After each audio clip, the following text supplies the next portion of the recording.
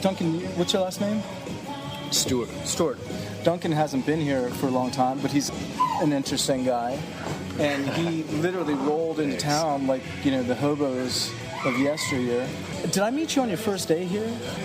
Was it? Yeah, I was spending a few days there in the coffee shop when I first got here. Figured it was just kind of a good way to get my name out there, that I needed work, that I needed a place to live. Well, what's the story? You came here with not a place to live and no place to work, and yet no one comes here by accident. We're 3 hours from the nearest big city. No, it's that's the thing I love about Marfa, is that I feel like, if you're going to be here, you really got to want to be here. So, I barely made it here. Why did you want to be here? I came through 7 years ago. I was in photography school out at Brooks Institute in Santa Barbara, and I dropped out. Photojournalism wasn't for me, so I was driving back to Austin, and I drove through here, and the landscape struck me, the peace, the stillness. I met a French photographer down in Marathon who told me if I came back that he would take me over to Terlingua. He said I'd really like the bar over there. I don't know what it was called, but he said it reminded him of the bar in Star Wars. Yeah, that's La Kiva. So I thought, cool,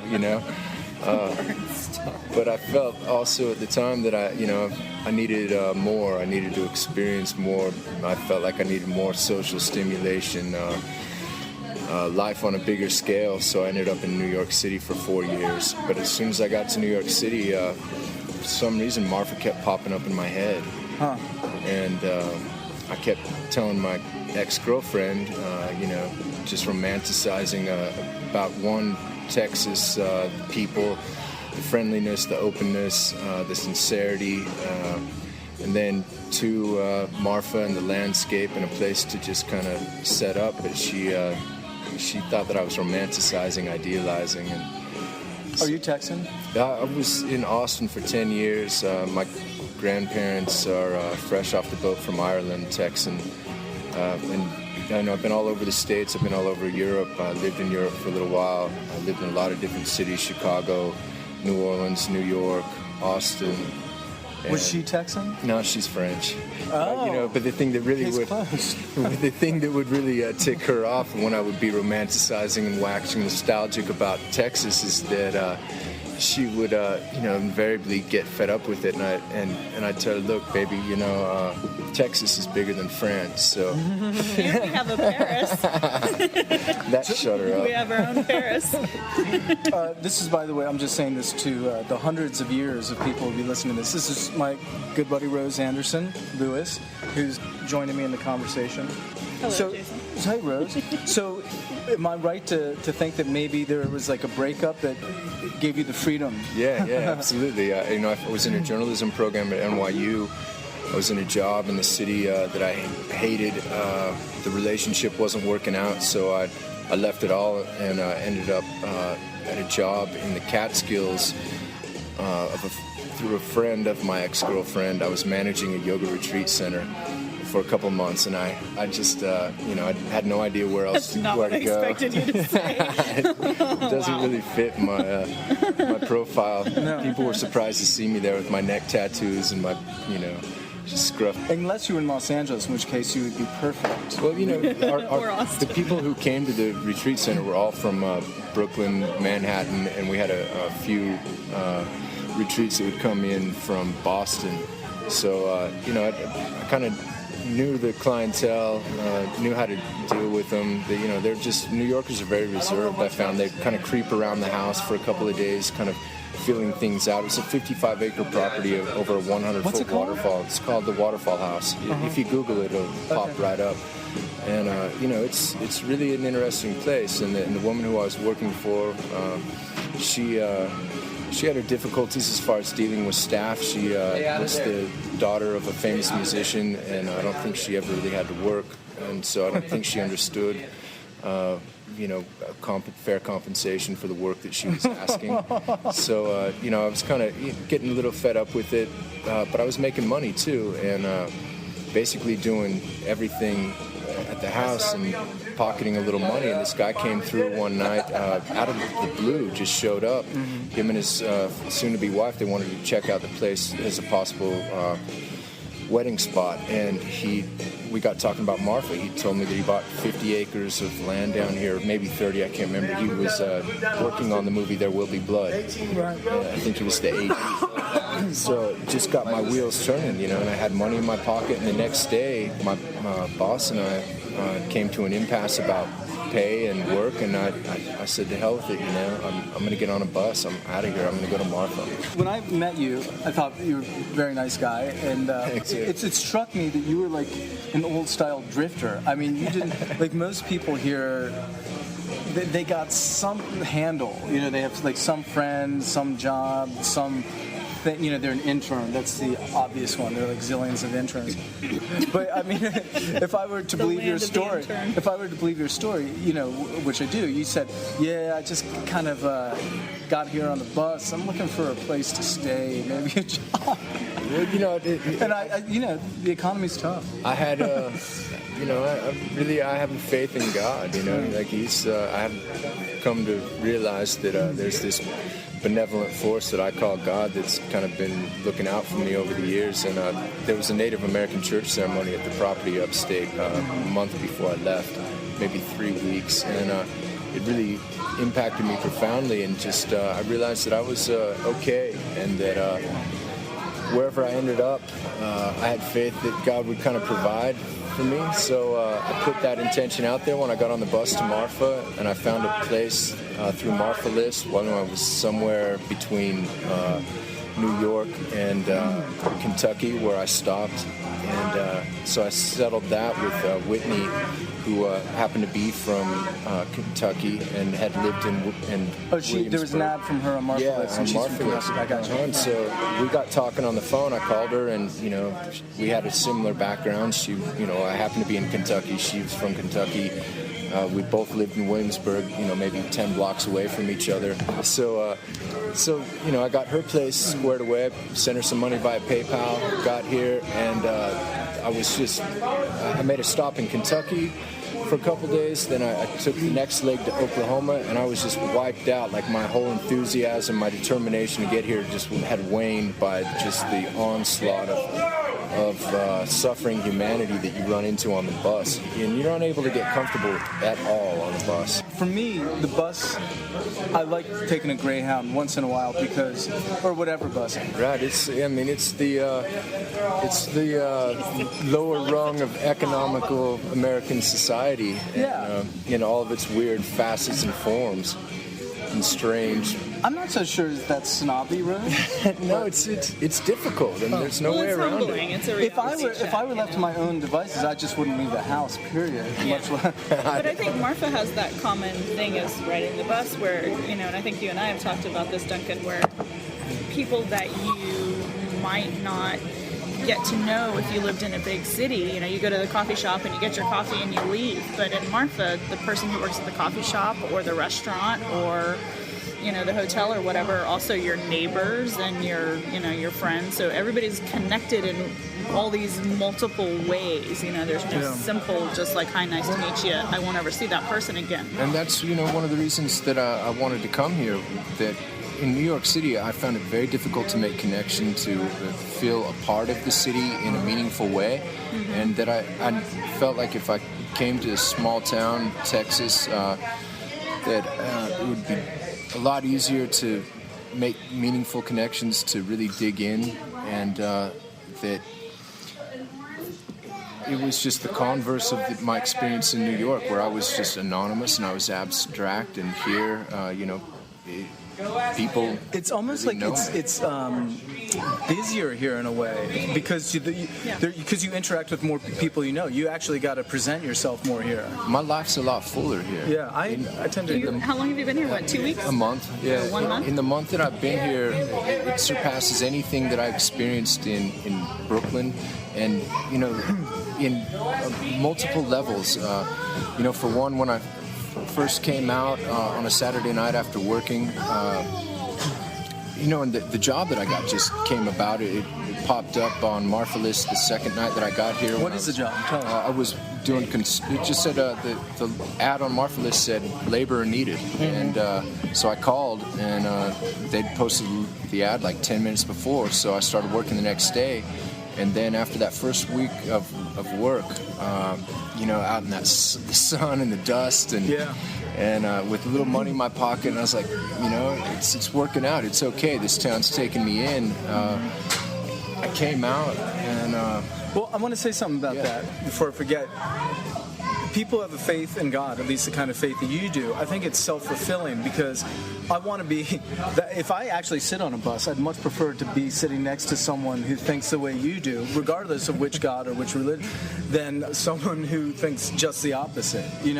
If you're expecting positive results for good behavior, then you're kind of your compass is pointing in the right direction. So I think that may have, just your attitude may have worked in your favor here. Well, that's, the thing that I've found here is that I felt like from the moment I got off the bus, I've tried to put myself out here as like, hey, I want to be part of this place. Something interesting is going on. And that's the thing that really appealed to me when I was leaving New York, is that it seemed like Marfa has the best of both worlds, in the sense that it's a small town, so you have close connections. Life is at a slower pace, less stress, but then you also have this cultural aspect that's really unique. Yeah, and here's a main thing I've discovered. I'd rather live low off the hog, so to speak, here, or not have a lot of cash here, than not have a lot of cash in Manhattan or even Brooklyn. Absolutely. Yeah. My life here is, like you said, it's busy, but in a real way, in a fulfilling way. My life was busy in New York City, but it was so abstract, and I really couldn't pinpoint where all of my time and energy went. Mm-hmm. But here, I know that the energy that I'm putting out is received by the community and given back to me on a daily basis. It's really pretty profound and humbling. It's more clear. Yeah. Let's cross-pollinate the interview, so to speak. So who have you met? You know me, you know Rose, you know Whitney, mm-hmm. and has anyone else struck you? I mean, the people that I worked for when I answered that ad this second day I got off the bus. Daryl and Steve Holzer, they're amazing people. I couldn't have had a better introduction to the town than them. They're just both wonderful. Steve's got the light, however he came by that. And Daryl's got that just spiritual intuition, and just right on point all the time with people and situations. Steve says, and I 80% believe him. It's not that he might be lying; it's that he might not remember fully. But he says he was at the Miami concert where Jim Morrison got arrested, and you got to ask him to tell you about that. He didn't tell me that. And so this is a teaser. I'll set you up for the next time you guys talk to him. I said, so did he take down his pants or didn't he? Did he take off his pants or didn't he? And he said, oh, it's obvious and you can get the rest from it. I'm going to actually try and stop by tonight and see him. I haven't seen him in a week, because I picked up another job right after their work ended. And also I met Delphine and Minerva, this older Hispanic couple. Sure, I interviewed Minerva. Oh, did you? Yeah. Sure. Just lifelong Marfa residents, and I met them, here in Padres, where we're sitting now. Nobody had introduced me to them. Nobody vouched for me. We just struck up a conversation, and they invited me over to their house the next day for barbecue, and they sent me home with a plate of barbecue that fed me for a week, and I had tears in my eyes as I rode this little bicycle that Whitney had that was half the size of me, and I'm carrying this giant plate of barbecue, and the wind's blowing, and that sun's setting, and I just thought, this is why I came here, I have moments like that all the time, and I've been here almost 3 years, all the time. You told me, I don't know when, but at some point you said, I plan on being here a long time. I want to stay here. I want to set roots. Also, I realized when I left New York City and the Catskills that, I've been all over. I'm 37 now. I've seen a lot, but I want something substantial. I want to set down roots. I've bounced around. I've been, like you said, a drifter for large part of my life, and I want to set roots here. I want this to be home. You know? Right. When did I first meet you, Rose? I met you at Lost Horse. I think you'd only been here. Maybe it was like the first week or something here. You were with here. Rusty? That's right. Yeah, at that kind of campfire thing in the backyard. And I think that one of the very first questions I asked you, and you said, how long have you been here? And you said, whatever it was, a few days or whatever, a week. I think I said, well, how's it treating you? Like, how's... Amazing. You know? Yeah. And Rusty ended up putting me to work like 2 days later. Yeah, see? Yeah. So, I guess I've more or less asked you why you're here. Why do you suppose other people come here? you know, when I was living in Brooklyn, I was surrounded by a lot of artists. My ex-girlfriend moves in that world. Anybody in New York City who has any artistic inclination is aware of Donald Judd. And so I think that Marfa is on the antenna of a larger cultural, artistic radar. And so there's a curiosity as to what the hell's going on out there. I think that's one. You know, I don't know why people would come besides that attraction unless they're Texan. Maybe they know about just the beauty of the landscape. But I think the big thing, at least from New York City where I was living before, was the artistic pole, you know? Yeah. When I was living in Austin before I moved to New York City, I was working in the music industry, and a lot of the old-time Austin musicians, they always talked about Marfa Terlingua, this area out here, and they had, you know, kind of a reverence for the space, and not so much the artistic angle, but just a reverence for the kind of thoughtful space that the area allows you to indulge in, you know? Do you have any experiences, obviously not personally with Donald Judd, but with his art, or any stories, even from outside Marfa? No, I really didn't know who Donald Judd was. I knew that he was a minimalist artist. My ex-girlfriend, we split up like 2 years into our relationship, and I went back to Austin for a couple months. She came through, we got in a fight, and she drove to Marfa by herself. And so when we got back together, when I went back up to New York City, she told me how amazing it was, and his work was really pretty interesting. But when I got here and I went on the tour through Caitlin, she hooked me up. Caitlin was just somebody who I met at the book reading, the right. Landon book reading, Yeah. the first weekend that I wasn't working. That was another eye-opener, that there's this whole literary side for sure, to Marfa too. Mm-hmm. All these writers who, you know, like Rick Moody, who I follow through the rumpus.org or .net, whatever it is. I pictured meeting these people and having this kind of artistic and literary life in Brooklyn, and it never manifested. I was always working, I was isolated, I was anonymous, and here in Marfa, I've had the life in 1 month that I imagined having in Brooklyn, an artistic, creative, thoughtful, just interesting exchanges with people on all different levels. It's really been mind-blowing. But when I saw Judd's work for the first time, the thing that struck me was the two hangars, and with all of his, the 100 pieces, the steel boxes. In each hanger, there's one box that looks out past the Marfa lights. It's almost like a little viewfinder, and he's got the concrete blocks out there, the forms, and each view from the steel boxes in the separate hangars looks over a different set of keys, of the concrete keys at the same mountain range past the Marfa, where the Marfa lights are supposedly seen. So I really think it's a beacon for aliens. He's just letting us know. That's my take. You may be onto something. Has Marfa changed since you've been here? Or better answer, has it changed for you? Marfa's changed for me. It's gotten. By the way, we're at Padres. You're setting up for a show. They're setting up for a show. It's windy outside. Marfa's gotten stranger since I've gotten here. Hold on, it's a long ride. Yeah, it's great. There's just all these interesting people wandering through. I feel like I'm literally in a storybook. Yeah. That I'm some character in a Dostoevsky novel. It just feels surreal living here, and I love it. And it just gets surreally more real every day, every week, every month that I'm here. So I'm looking forward. I guess every day has changed for you. You meet new people, and guessing you've never lived in a place so dominated by a loud sound, like for no apparent reason. God, I love that train coming through. I mean, that to me just trains. I've always had a fascination with trains. I wanted to jump trains when I was younger. I just never got around to it. I'm still going to try and make that happen.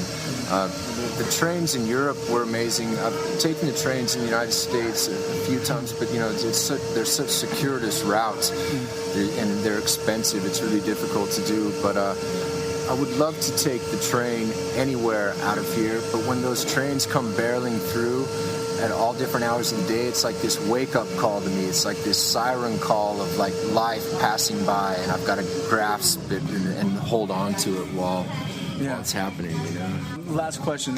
You got a bunch of tattoos. Has anyone cared one way or the other here in deep West Texas? No, nobody's batted an eye. And, my best friend who did most of my tattoos, who's a Catholic monk in a monastery up in Oregon now, told me, you've got the personality, you've got the sincere, just kind of real sense of who you are. Just express that, and people will look past the tattoos. And so that's what I try to do. Sometimes I forget I have them, but I've actually picked up 2 more since I got here. Oh, really? From who? From who? Katya. She did them for you? Yeah. Well, let me see. We had a little bit of a drunken night. Accessible place? There's one right here. You can see. Stick and poke. 13. Oh, I see it. Sure, it's a 13 on your 13. right hip. December 13th is my birthday. I see. So we thought that was a good idea. That's cool. Quite a bit of tequila. And what was the other one? Texas on my calf here. Well, that fits. I mean, that doesn't just fit your leg; it fits what's going on. Yeah, she did all right, didn't she? Yeah, good for her. The shape of Texas is hard to Let's wrap it up. Rose, replicate. Thank you for joining. You're welcome, Jason. Glad to be here. Duncan, thank you for joining. Thank you, Ozzy. All right. Thank you, Rose. Talk to y'all soon.